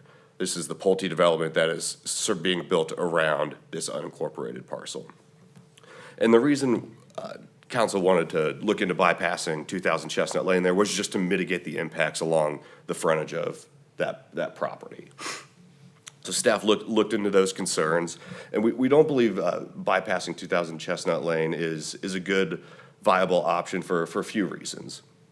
Well, the first reason being that there's a 60-foot right-of-way out there currently, which these top rows of pictures is the frontage of 2000 Chestnut Lane.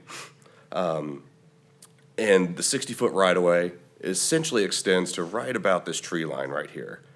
And given how much room we've got there and kind of the flat nature of the area along the frontage here, we believe we can fit that sidewalk in with minimal impacts to 2000 Chestnut Lane. The other concerns we ran into were ADA and ProWAG guidelines and compliance, excuse me. And ProWAG is the Public Right-of-Way Accessibility Guidelines, essentially saying that any handicapped individuals must be able to traverse this pedestrian route. This must be an accessible pedestrian route in accordance with ADA and ProWAG standards. And those standards essentially require a direct, immediate pedestrian route as much as feasibly possible to allow any handicapped individuals to get from A to B as quickly and efficiently as possible without any obstructions. And with that as well, there are some slopes, and whether that's running slopes or cross slopes, that need to be met as well. And this bottom row's pictures kind of show, well, let me take a step back, I'm sorry. The Pulte development is installing an asphalt path that would allow a bypass around this unincorporated parcel, 2000 Chestnut Lane. That asphalt path would provide a bypass. However, it would add about 1/3 of a mile to the pedestrian route. And also, there's no public access easement over it. So given that, I don't think that's a viable option, given how long it prolongs the pedestrian route. And additionally, these bottom rows of pictures kind of show, this is where it would connect, that asphalt path would connect to Chestnut Lane. You can kind of see how steep that slope is right there, where it would connect to Chestnut Lane. So given those surface level evaluations, I don't believe this would be a viable pedestrian route. This asphalt path seems more of a community amenity for that Pulte development rather than a viable pedestrian route, public pedestrian route. And one last piece of evaluation that we noticed as well is that the sidewalk is going to be installed along Chestnut Lane. This Pulte development will install sidewalk up to each property line of 2000 Chestnut Lane. And so if we did bypass, if there was a viable option to bypass, we believe that pedestrians would still probably just create informal paths along 2000 Chestnut Lane, similar to what we see at the intersection of Potter Road on the west side of Potter Road there. So that obviously raises vehicular and pedestrian safety concerns. The second piece of feedback we got was relying on development to fill in some of the sidewalk gaps along this corridor here. And after coordinating with Indian Trail and our planning team, we haven't received any inquiries to fill in a lot of these sidewalk gaps or any developments that would likely fill in a lot of these sidewalk gaps, specifically here at the corners. And after discussing with Indian Trail and our planning team further, a lot of these gaps on the interior corridor here, on the middle of the corridor here, that is pretty established single-family residential. So the odds of redevelopment coming in there and giving us the opportunity to fill in those gaps is pretty slim, in our opinion. And the last piece of feedback that we got on Chestnut Lane was, is it possible to reduce the scope a little bit? And with that, we got direction to coordinate with Indian Trail about adding a pedestrian crossing right here at Courtyards at Chestnut Lane and kind of completing the project east. And I think this map demonstrates that that would largely create an Indian Trail project. We would have that crossing at Courtyards at Chestnut, and then everything east is pretty much in Indian Trail's jurisdiction. So after coordinating with Indian Trail on that, they essentially said that this corridor is lower priority in their pedestrian plan. So if we were to just limit our scope to that, that would limit their ability to be able to appropriate funds to fill in the sidewalk gaps to the east of here. So in short, the project would likely not be done east of here if we limited our scope to just that crossing at Courtyards at Chestnut. Now, I know I've kind of ran through a lot of information, so I can take a pause or keep going. If there's any questions, keep going. Perfect. So just a reminder as well of what the cost estimates look like. These are for both projects, and these are if we funded them with 100% local funding, Stallings dollars, no CRTPO funding. This is what those numbers would look like with CRTPO funding. The caveat with CRTPO funding is that, yes, we would likely save about $187,000 for both projects. However, the project would likely not be delivered until 2033 at the earliest. So, and that's if we get the CARPO funding. So some big ifs there. And so with that, I can open it up to questions, but again, ultimately, staff is requesting a decision on whether or not to pursue any of these projects, and really a decision on the funding source for each project, whether that's local funding or CRTPO. And pending the council's decision, we would take that feedback and go back to Indian Trail and let them know the decisions and coordinate with them further. What did you say you're putting over the 12-mile creek? That would be a boardwalk. Just a flat? Okay. Yes. It would be a boardwalk going east and west here. So the option with the CARPO potential funding, and that's not a given, right? That's a potential. We would submit for it, see So how it that's got more like scored. 2033. What is the time frame if it was all local funding?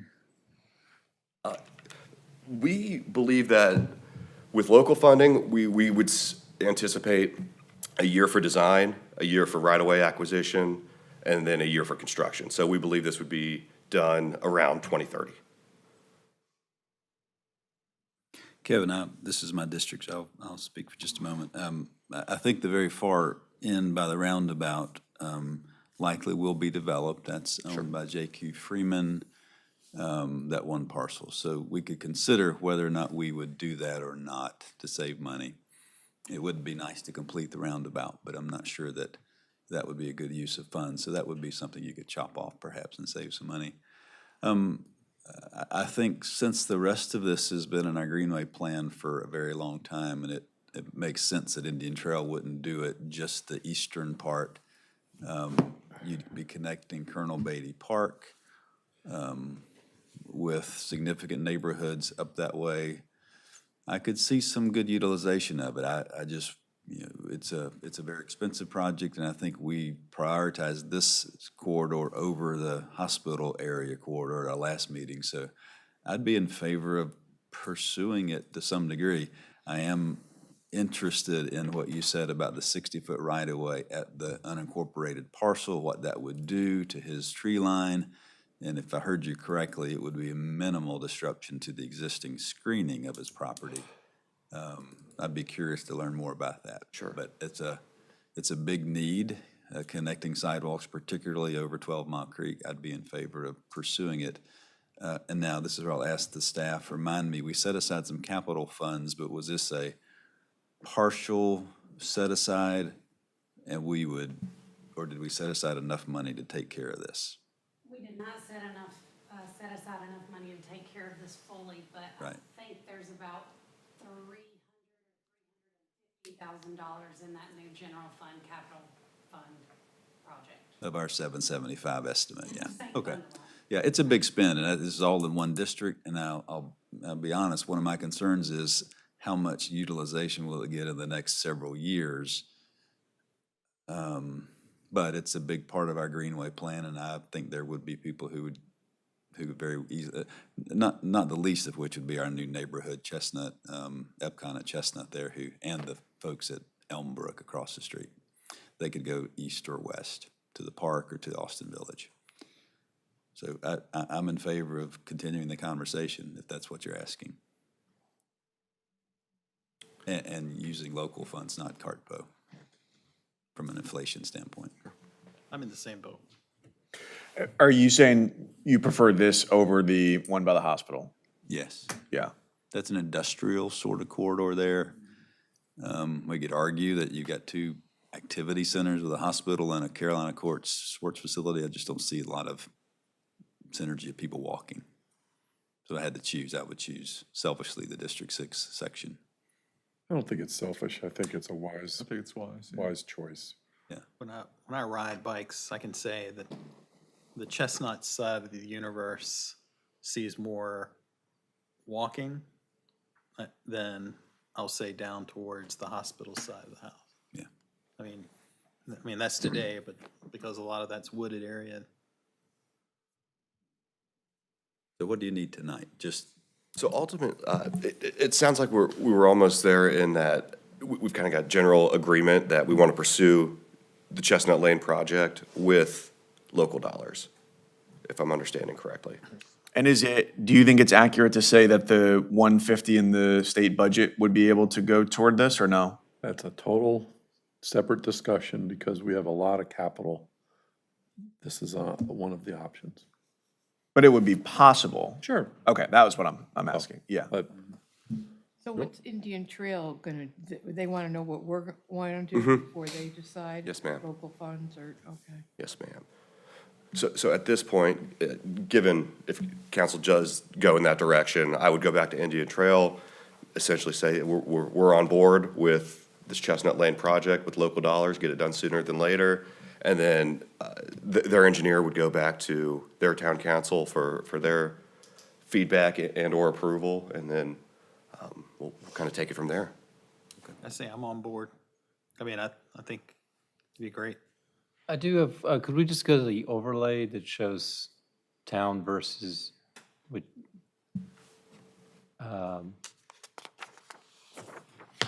because it does look like, at least on this, that Indian Trail has more of the sidewalk. So that was just my one, I guess, concern is 50-50 split when it looks like it's really 60-40. So some unique factors, site factors, kind of played into it breaking down weird, coincidentally, 50-50. Yes, they're funding the boardwalk, which is a huge expense, but there's some pretty significant slopes right here along this gap that we would be funding as well. So it does, all things considered on the ground, it does come out to just about 50-50. And this would just be us pooling the money together, right? So because, as you mentioned, the one development is going to put in a sidewalk, and that's an Indian Trail, so they won't actually have to pay for that portion. Correct. And the gaps you see that I've identified here take that into consideration. Okay. that sidewalk's complete. It is. Yeah. Yeah, so that portion's complete. Do we need a motion, Mr. Mayor? Probably need a consensus. Yeah, I think so, yeah. General direction? Yeah. And if I'm not mistaken, I think we got it. I think so. Great. I think you do have it. Thank you. Thank you all. Appreciate it. Next up is the Lake Drive Bridge. The only bridge in town that we own. Yeah.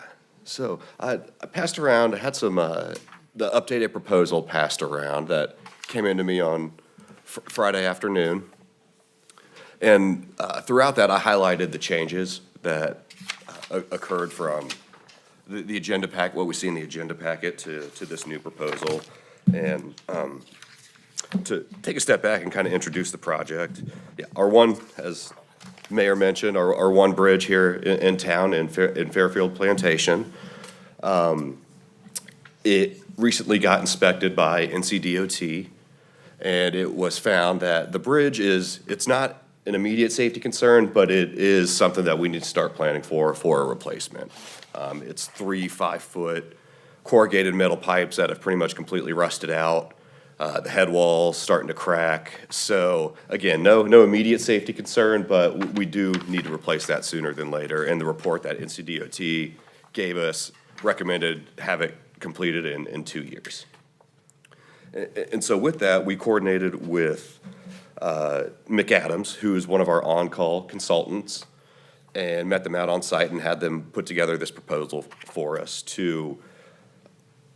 for phase 1, which is essentially the hydraulic study, the pre-plan before we could put some final design plans together and get permitting and approval through the appropriate agencies. And so with this, a survey would be done, hydrologic study.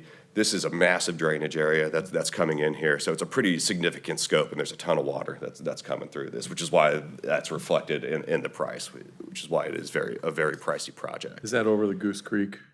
This feeds down into, yes, this would be Goose Creek watershed. Crosses over and goes through the divide? Yep. Yes, sir, exactly. And so essentially, this is phase 1. Phase 2 would be the final permitting and design. So phase 1, we kind of get a preliminary cost estimate, get all the information gathered so we can put a final design together. How big do these pipes need to be? Can we even put pipes in here? Do we need to put a box culvert in? And kind of the ins and outs of what goes into the final design. Phase 2 would be later this fiscal year, which would be the final design, which we would coordinate with FEMA, USACE, make sure we're going through the appropriate agencies to get this approved and cross our Ts and dot our Is with those agencies. And then we would look for phase 3, which would be the construction phase, and that we would look to see that in FY 2028. So really, this is just the beginning piece that would allow us to creep into that final design. And the reason I wanted to pull this from the agenda is because, as I mentioned, we got an updated scope, and I'll just highlight some of the changes. They decreased after meeting on site. They decreased some of the survey costs by about $7,000. However, there was some unknowns that I didn't have in the original proposal that were finally worked out.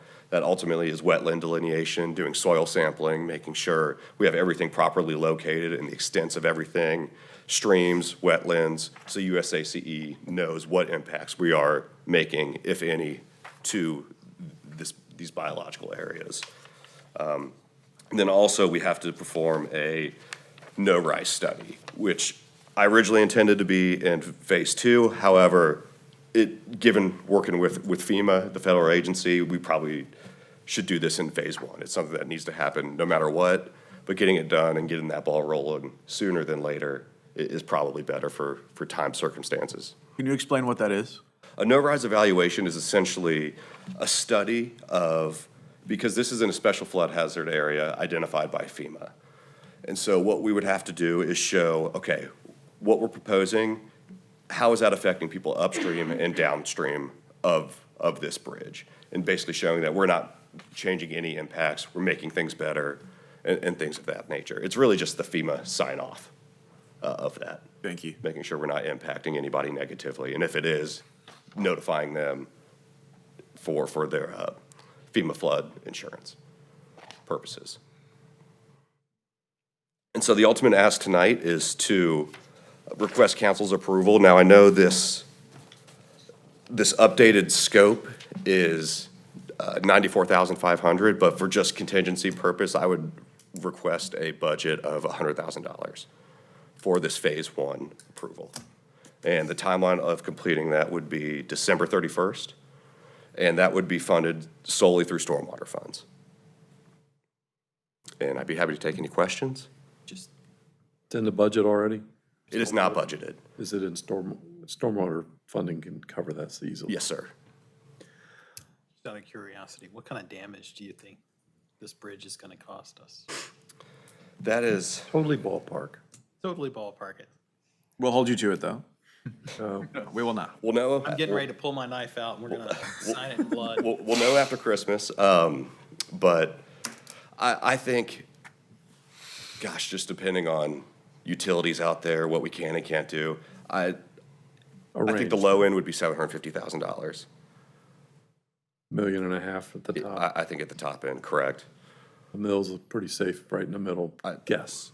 Yes, correct. Yeah, I did, I think I mentioned to several board members in my conversations about 10 years ago in my previous jurisdiction that I was the town manager, we did a not dissimilar sized bridge, and it was about $500,000. I'm actually kind of surprised. I was expecting you to come back and say like 2.5, $3 million, something like that there.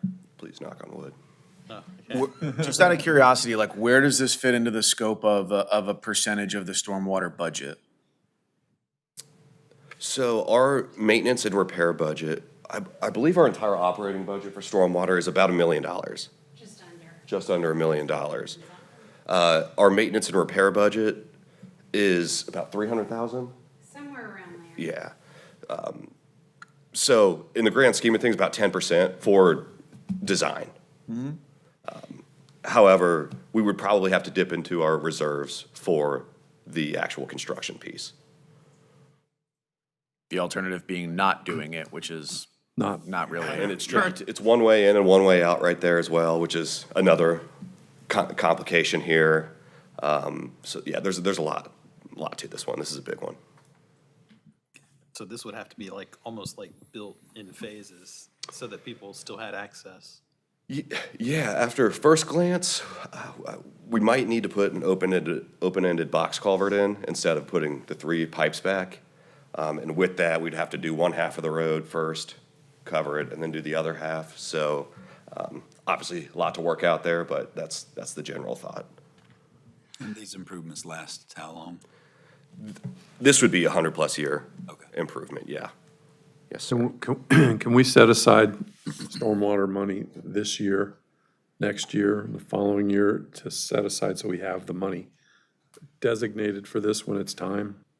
So the stormwater fund itself is kind of like the general fund. That money doesn't carry over, but we could create another stormwater capital project fund like we have done this year with the general fund capital project fund, and we could do that, yes, sir. Sort of what I was thinking, because that capital fund and the general, out of the general fund is like, we need to do that across the board, and this is outside of the scope of the general, it's stormwater, so I think we need to talk about that very quickly before this year goes by and do it again next year, and Absolutely following year, we might have enough to cover it without dipping too much into our reserves.